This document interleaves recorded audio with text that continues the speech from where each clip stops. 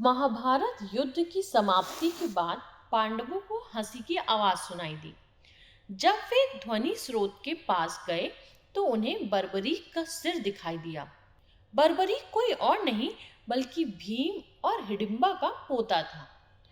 जब वह बच्चा था तो उसकी दादी हिडिंबा ने उसे सिखाया था कि यदि कोई व्यक्ति कृष्ण द्वारा मारा भी जाए तो भी मुक्त हो जाएगा।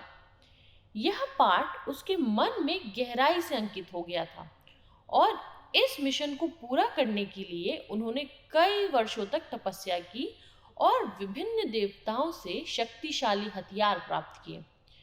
जब महाभारत का युद्ध प्रारंभ होने वाला था तो बर्बरीक ने कौरवों का पक्ष लेने का निर्णय लिया। जब कृष्ण को यह मंजूर नहीं हुआ तो उसने कृष्ण से कहा कि वह पांडवों को तुरंत मार डालेगा और उन पर हथियार चलाने ही वाला था। तुरंत भगवान ने सुदर्शन चक्र से उसका सिर काट दिया और कृष्ण द्वारा मारे जाने की उसकी इच्छा भगवान ने पूरी की। तब बर्बरीक ने भगवान की प्रार्थना की और कृष्ण से महाभारत युद्ध में भगवान की लीलाओं को देखने की अनुमति देने का अनुरोध किया। भगवान ने उन्हें आध्यात्मिक दृष्टि प्रदान की। भगवान की सारी लीलाओं को देखने के बाद बर्बरीक उसी को याद करके परमानंद में विलाप कर रहे थे। जब पांडवों ने बर्बरीक से यह बात सुनी तो वे यह जानने के लिए उत्सुक हुए कि युद्ध में कौन अधिक वीरता से लड़ा। बर्बरीक ने उत्तर दिया, वास्तव में कोई भी नहीं लड़ा। हर जगह केवल सुदर्शन चक्र ही सक्रिय रूप से घूम रहा था, जिससे भीष्मदेव, द्रोणाचार्य, कर्ण, जयद्रथ और सभी योद्धा नीचे गिर रहे थे। श्रीमद् भगवद गीता में लिखा है, मेरे पास वही गांडीव धनुष, वही तीर, वही घोड़ों द्वारा खींचा जाने वाला वही रथ है और मैं उनका उपयोग उसी अर्जुन के रूप में करता हूँ जिसे सभी राजा अपना उचित सम्मान देते थे। लेकिन भगवान कृष्ण की अनुपस्थिति में वे सभी एक क्षण में अशक्त और शून्य हो गए।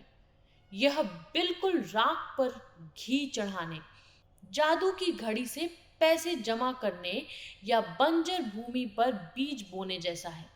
श्री प्रभुपाद ने अपने तात्पर्य में अच्छी तरह से समझाया, सभी ऊर्जाएं और शक्तियां सर्वोच्च स्रोत हैं, भगवान कृष्ण से प्राप्त होती हैं और वे तब तक कार्य करती हैं जब तक वह चाहते हैं और जैसे ही वे हट जाते हैं वे कार्य करना बंद कर देती हैं।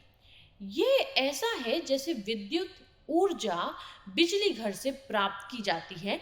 जैसे ही बिजली घर ऊर्जा की आपूर्ति बंद कर देता है तो बल्ब किसी काम के नहीं रहते।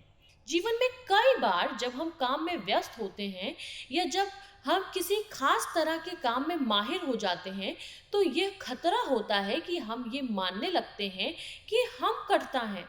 हम इस तथ्य को भूल जाते हैं कि हम पूरी तरह से शक्तिहीन, महत्वहीन प्राणी हैं और हमारे अंदर जो भी प्रतिभा या विशेषज्ञता दिखाई देती है वह सर्वोच्च भगवान की कृपा के कारण है।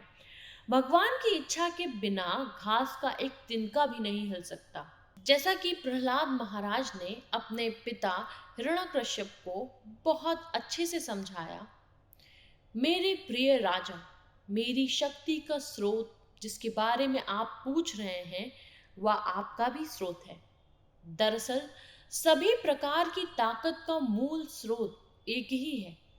वह सिर्फ आपकी या मेरी ताकत नहीं है बल्कि हर किसी की एकमात्र ताकत है।